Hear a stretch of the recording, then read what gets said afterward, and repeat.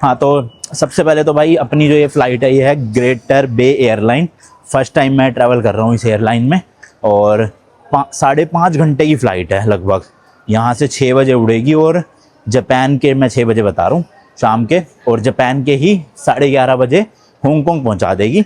और हांगकांग और जापान में भी 1 घंटे का शायद फ़र्क है, तो वहाँ के 10:30 बज रहे होंगे, इंडिया के शायद से 8 साढ़े 8 बज रहे होंगे रात के। तो ये फ़्लाइट हो गई। ये फ़्लाइट अपने को पड़ी है भाई 40 kg लगेज के साथ, मतलब 40 किलो है चेक इन वाला लगेज और 7 किलो है कैबिन वाला लगेज। टोटल मैंने इस फ्लाइट के लिए पे करे 20,000 रुपीज़ इंडियन करेंसी में, यहाँ से टोक्यो से।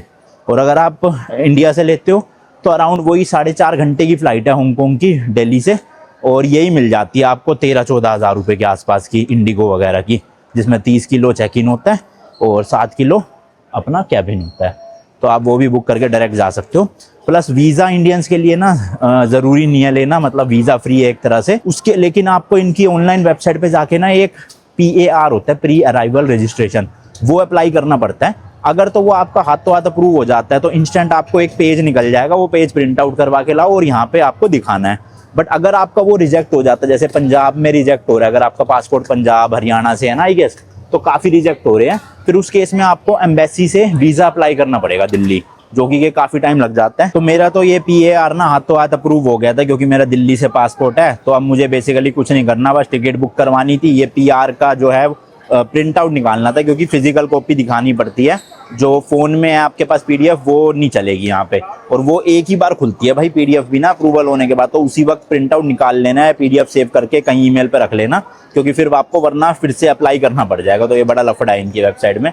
हाँ, तो बस ये था, होटल बुकिंग करनी है और अपना एंट्री मिल जाएगी अपने को। तो फटाफट से पहले बोर्डिंग पास कलेक्ट करता हूँ भाई, और उसके बाद जो है देखते हैं फिर सीन। तो भाई अपना T2 पे है इधर इंटरनेशनल डिपार्चर।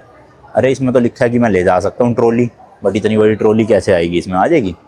देखते हैं भाई चलो, क्योंकि यहाँ लिखा तो है देखो कार्ट ओके। हाँ यार हो गई, टिक गई, मेरे को लगा फिसलेगी, पर वो ऑटो ब्रेकिंग लग जाती है ना इसमें, तो सही है। तो मैंने हांगकांग अपनी ट्रिप में इसलिए ऐड करा है क्योंकि मुझे जापान से डायरेक्ट इंडिया की फ़्लाइट काफ़ी महंगी पड़ रही थी। तो बीच में अगर मैं ये जापान से हांगकांग और फिर हांगकांग से इंडिया जा रहा था तो काफ़ी सस्ती भी पड़ रही थी। प्लस मैं कभी हांगकांग गया भी नहीं हूँ, मकाऊ भी नहीं गया हूँ, तो मैंने कहा ये भी साथ साथ हो जाएगा, है ना। तो आप मतलब अगर खाली हांगकांग ट्रिप कर रहे हो तो डायरेक्ट आओ, कोई दिक्कत नहीं है। इंडिया से फ़्लाइट है 4.5 घंटे की। बट अगर आप जापान जा रहे हो तो मैं आपको रेकमेंड करूँगा कि आप वाया हांगकांग या वाया वियतनाम ज़रूर जाओ, आपके मतलब पैसे भी बचेंगे और 2-3 कंट्रीज़ और ऐड हो जाएगी। मैं आते वक्त आया था वियतनाम से, तो उसकी वीडियोज़ अभी आएंगी। ये हांगकांग की एक बार हो जाए ख़त्म सारी, फिर उसके बाद मैं वियतनाम की डालूंगा।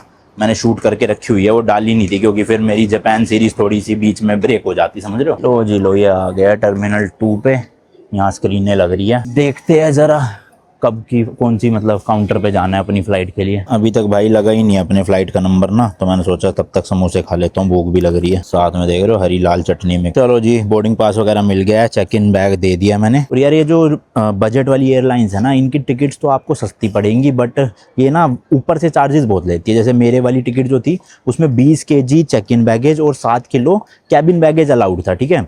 तो मेरे को पता था मेरा वो जो बड़े वाला सूटकेस है 20 किलो से ऊपर होने वाला है पक्का, और मैं अगर यहाँ आके लेता तो मुझे बहुत महंगा पड़ता। तो इसमें ना इनके पास ऑप्शन होता है, आप पहले ही इनकी वेबसाइट से एक्स्ट्रा बैगेज खरीद सकते हो। जैसे कि मैंने 20 किलो और ख़रीद लिया, तो मुझे लगा वो 30-35 किलो का हो गया होगा सूटकेस टोटल, तो 20 किलो अलाउड है, 20 और ख़रीद लेता हूँ। तो मैंने वो ख़रीदा था 5500 येन का, यानी इंडिया के अराउंड 3000 रुपये का, ठीक है। तो वो 3000 मिला के ही मैंने टिकट बताई थी आपको। और यहाँ पे जो वो सूटकेस का वेट निकला भाई, वो निकला सिर्फ 23.5 किलो। तो अच्छा हुआ मैंने ले लिया वैसे तो, क्योंकि जो एक्स्ट्रा 3.5 किलो था ना, अगर वो मैं यहाँ पे लेता तो इन्होंने मेरे को बताया 14,000 येन, यानी कि 3 गुना प्राइस पे मुझे 3.5 किलो मिलता, और मैंने उससे 3 गुना कम प्राइस पे 20 किलो एक्स्ट्रा खरीद लिया। हालांकि 20 किलो की ज़रूरत नहीं पड़ी, स्टिल हो गया। प्लस इस वाले सूटकेस में 7 किलो ही अलाउड था, तो अब इसमें में से मैं कुछ निकाल नहीं सकता था, क्योंकि इसमें सारे मेरे कैमरा लैपटॉप वगैरह थे, बैटरी वाला सामान। तो उन्होंने कहा मुझे ये वाला ना 7 किलो ही दिखाना पड़ेगा। मतलब बेसिकली जो चेक इन काउंटर पर लड़की थी काफ़ी सही थी भाई। कई स्टाफ होते हैं जो अड़ जाते हैं, पैसे मांगने लग जाते हैं, बट ये सही थी। तो उसने क्या कहा, इसमें से कुछ सामान निकाल के ना अपने बैकपैक में डाल लो, मैं इसी को वेट कर लूँगी खाली 7 किलो में, और ये मत दिखाना, कोई दिक्कत नहीं। तो फिर कर कुरा के हो गया, कोई एक्स्ट्रा पैसे नहीं हुए। और विंडो सीट भी अगर मैं पहले ही लेता ना भाई, चेक इन करता हूँ ऑनलाइन इनकी वेबसाइट पे, तो 3000 रुपये की विंडो सीट दिखा रहा था। और यहाँ पे आके मैंने उनको रिक्वेस्ट करी कि प्लीज़ विंडो सीट दे दो, फ्री में दे दी भाई। तो देख रहे हो, मतलब ये बजट एयरलाइंस में कुछ टिप्स एंड ट्रिक्स होती है जो पहले ही कर लोगे ना आप बेटर रहेगा। क्या फ़र्क पड़ता है, ये सारा सामान जो मैंने इसमें डाला है वो वापस इसमें डाल दूंगा। सिंपल है ब्रो, सिंपल। चलो चेक इन हो गया अपना, अब चलते हैं ज़रा इमिग्रेशन करवाने के लिए। हाँ यार, हांगकांग वालों ने ना रूल्स थोड़े स्ट्रिक्ट कर रखे हैं। मतलब मुझे लगा था खाली इंडिया में से आप हांगकांग जाओ तभी आपसे स्टाफ फालतू में चीज़ें मांगता है, जैसे कि पहले ही बोर्डिंग के टाइम पे ही अपना रिटर्न टिकट दिखाओ, होटल बुकिंग दिखाओ, प्री अराइवल रजिस्ट्रेशन दिखाओ। बट यहाँ की एयरलाइन ने भी मांगा भाई वही सब कुछ, क्योंकि हांगकांग वालों ने स्ट्रिक्ट एडवाइस वो दे रखी होगी, एडवाइजरी ना इनको, कि आप पहले ही चेक इन कर मतलब चेक इन करवाने से पहले ही सब कुछ चेक कर लेना। तो इन्होंने भी मेरा वो प्री अराइवल रजिस्ट्रेशन देखा, रिटर्न टिकट पहले तो पूछती कि आप हांगकांग में ही रहते हो, मैंने कहा नहीं इंडिया में। तो कह रही है आपकी रिटर्न की टिकट, मतलब इंग्लिश में बात हो रही थी ऑब्वियसली। तो फिर मैंने रिटर्न टिकट अच्छा हुआ करवा ली थी बुक टाइम पे, अगर नहीं करवाई होती तो शायद मुझे चेक इन ना देते, ये चांसेस थे। बट मैंने आज ही रिटर्न टिकट भी करवा ली, 3 दिन बाद की इंडिया वापस अपने। तो चलो भाई सारा कुछ सॉर्टेड है अपना, अब चलते हैं ज़रा इमिग्रेशन पे। जापान इमिग्रेशन में तो कुछ भी नहीं पूछेंगे मुझे पता है, क्योंकि इनके देश से तो मैं निकल रहा हूँ ना, इनको क्या दिक्कत होगी। लेकिन हांगकांग में ज़रूर पूछेंगे कुछ ना कुछ। A few minutes later. चलो जी भाई, सारा प्रोसेस हो गया है जैसे कि मैंने कहा था। इमिग्रेशन में कुछ नहीं पूछेंगे, कुछ भी नहीं पूछा। एंड मेरा जो गेट है वो है 96, तो इस तरफ जाना है। बट भाई इस एयरलाइन की एक और बेकार बात दिखाता हूँ। ऐसा मतलब ये तो मैंने पहली बार देखा किसी फ्लाइट में, इतनी फ्लाइटें ले ली पिछले 7-8 साल में। देखना क्या लिखा है, no outside food slash beverage allowed. ये कोई भाई थिएटर वेटर है क्या कि बाहर का कुछ ले जा नहीं सकते? भाई तुम्हारी फ्लाइट में अगर इंडियन नहीं मिलता, और मैं खाता ही नहीं हूँ, इंडियन भी छोड़ो भाई, तुम्हारी फ्लाइट में वेज भी नहीं मिलता खाना, तो मैं क्यों खरीदूँ तुम्हारी फ्लाइट पे? है, मैं तो अपना ही लेकर आऊंगा ना वेजिटेरियन भाई। 5-5.5 घंटे की फ्लाइट है, इंसान को भूख तो लगेगी। ये तो बहुत गलत बात है भाई इनका कि अलाउड ही नहीं है।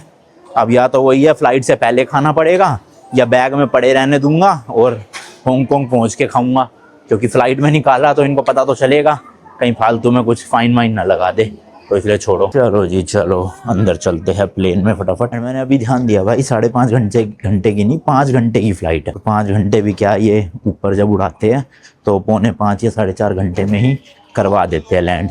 बोर्डिंग तो देखो अब टाइम से हो गई है, लेट्स सी बाकी पहुंचते हैं कि नहीं टाइम से। भाई सब प्लेन देखना जापान एयरलाइंस का, इसका वो देखो क्या मस्त बना रखा है ना। और यहाँ पे बैग वैग का कोई वेट चेक नहीं हुआ भाई, बस जो बोर्डिंग पास कलेक्ट करते टाइम हुआ था वही हुआ है, उसके बाद डायरेक्ट इन्होंने ऐसे ही भेज दिया। चलो जी, तो भाई वही 3-3 सीट की कॉन्फ़िगरेशन है, 3 इधर 3 उधर, और बेसिक सी सीट है, आगे कोई इंफोटेनमेंट नहीं दे रखा, और बस एक ये ट्रे है अपना खाना वाना खाने के लिए, जो मैं ऑलरेडी खा चुका हूँ वहाँ पे। और ये देंगे नहीं वेजिटेरियन कुछ, बाकी कुछ किताबें कितुबें हैं। नीचे एक पॉकेट दे रखी है, और लेग रूम ठीक ठाक सही है, हालांकि बैग रखने के बाद मेरा पैर आ ही गया, ठीक है, मतलब कोई दिक्कत की बात नहीं है ऐसी। और रिक्लाइन के लिए तो है बटन। हाँ बाकी भाई सनसेट होने ही वाला है थोड़ी देर में, थोड़ी देर तो नहीं, खैर 1-1.5 घंटा लगेगा अभी, शायद 7:30-8 बजे तक होता है सनसेट। फ्लाइट वैसे तो काफ़ी हद तक खाली पड़ी हुई है, बट मेरी वाली जो साथ की सीटें दोनों, वो दोनों भरी पड़ी है। अब मैं सोच रहा था काश तीनों सीटें खाली मिल जाती ना, तो हैंड रेस्ट हटा के आराम से सोता हुआ जाता, बट किस्मत अच्छी नहीं है अपनी, कोई बात नहीं चलो।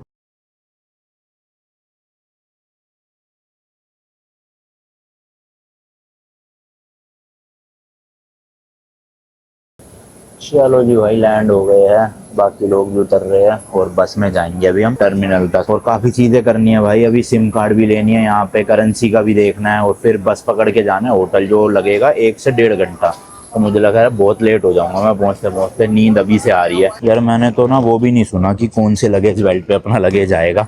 चलो पहले खैर इमिग्रेशन तो क्लियर करते हैं, उसके बाद देखेंगे। वैसे तो दिल्ली एयरपोर्ट जैसी भाई आ रही है, जैसे उतर के सामने इमिग्रेशन होता है ना वहाँ, वैसे ही यहाँ पे भी है, देखो इसी तरह का। अरे भाई इमिग्रेशन नहीं है, ये तो ट्रेन स्टेशन है। ये क्या ट्रेन व्रेन पे जाना पड़ेगा क्या? ऐसा कहाँ बना दिया इन्होंने एयरपोर्ट भाई साहब, पहले बस लेकर आई इतनी दूर, अब ट्रेन में जाना पड़ेगा यार, समझ नहीं आ रहा। जैसे हम देखो यहाँ है रेड कलर वाली जगह पे, तो ये दिखा रहा है मेनलैंड या मकाओ। मकाओ थोड़ी जाना है मेरे को तो हांगकांग जाना है। तो शायद ये मेनलैंड को हांगकांग लिखा होगा इन्होंने, है ना, मतलब हांगकांग को मेनलैंड लिखा होगा इमिग्रेशन की तरफ।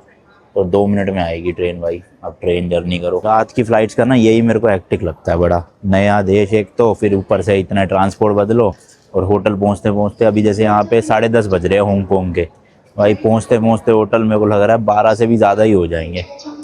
समस्या है यार ये तो भाई, वही काइंड ऑफ मेट्रो जैसी है जैसे जापान में थी ना, तो यहीं खड़े हो जाते हैं साइड में, थोड़ी देर की होगी शायद, 5 मिनट ही लगे भाई पहुंच गए। और भीड़ देखना, ओए होए होए, इतने लोग ये सब फ्लाइट में ही आए हैं हमारी वाली में ना सेम, तो सब इमिग्रेशन की तरफ भाग रहे हैं। मैंने जस्ट अभी रियलाइज़ किया कि ये जो मेनलैंड लिखा है ना, ये शायद मेनलैंड चाइना लिखा हुआ है।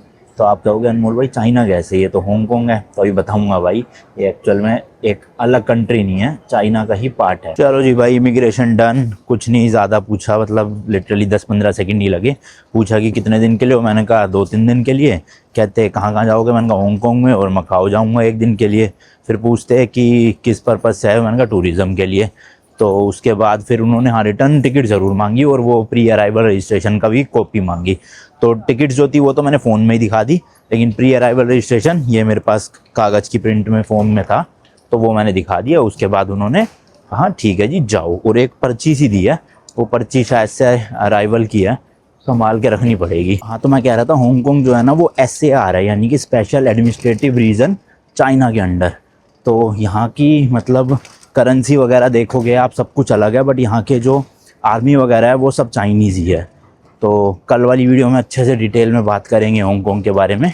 और अभी तो फ़िलहाल सिम कार्ड का और करेंसी देखते हैं। तो भाई एक ही है ग्लोबल एक्सचेंज करके, मेरे पास जो जापानीज़ येन बचे हुए हैं ना, एक तो वो चेंज करवा लेता हूँ और सिम कार्ड इनसे पूछता हूँ है कि नहीं। एक ही नोट बचा हुआ है भाई, ये 5000 येन का, तो यही चेंज करवा लेता हूँ। तो यार 5000 येन के अपने को मिले हैं 244 हांगकांग डॉलर। तो ये कंफ्यूजन नहीं करता, सीधा इंडियन करेंसी में बताता हूँ। यहाँ का एक हांगकांग डॉलर है इंडिया के 11 रुपये के बराबर, कन्वर्जन फीस वगैरह सब कुछ मिला के। तो मतलब मैं जितने भी प्राइजेस अब आपको बताऊंगा इंटू 11 कर लेना, इंडियन करेंसी में आ जाएगा। और यहाँ की ऑफिशियल करेंसी है हांगकांग डॉलर। जैसे कि मैंने बताया था, है तो ये चाइना का पार्ट, बट भाई इसकी करेंसी वगैरह सब अलग है, क्योंकि चाइना में चलते हैं येन, चाइनीज़ येन या चाइनीज़ युआन बोलते हैं उसे, ठीक है। और यहाँ पर चलते हैं हांगकांग डॉलर। तो देखो भाई इस तरह के नोट है, वही थोड़े थोड़े प्लास्टिक वाली फील है, यानी यहाँ लिखा है ना हांगकांग, और ऊपर देखो क्या लिखा है, government of the Hong Kong special administrative region, specially लिखा हुआ है भाई इसमें। तो ये 10 हांगकांग डॉलर का नोट है, यानी इंडिया के 110 रुपये। ये 20 का नोट है, और इसमें देखो लिखा है bank of China Hong Kong limited,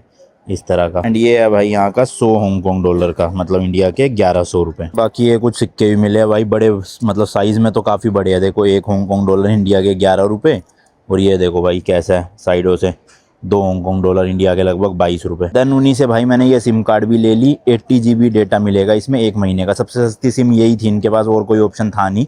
मेरे को 1 महीने की चाहिए नहीं थी, हालांकि 3 दिन की चाहिए थी, बट फिर ऑप्शन नहीं था तो लेनी पड़ी। 88 हांगकांग डॉलर की पड़ी है, यानी कि मोटा मोटा इंडिया के 1000 रुपये के आसपास लगा लो, जिसमें 30 दिन के लिए 80 GB डेटा मिलेगा।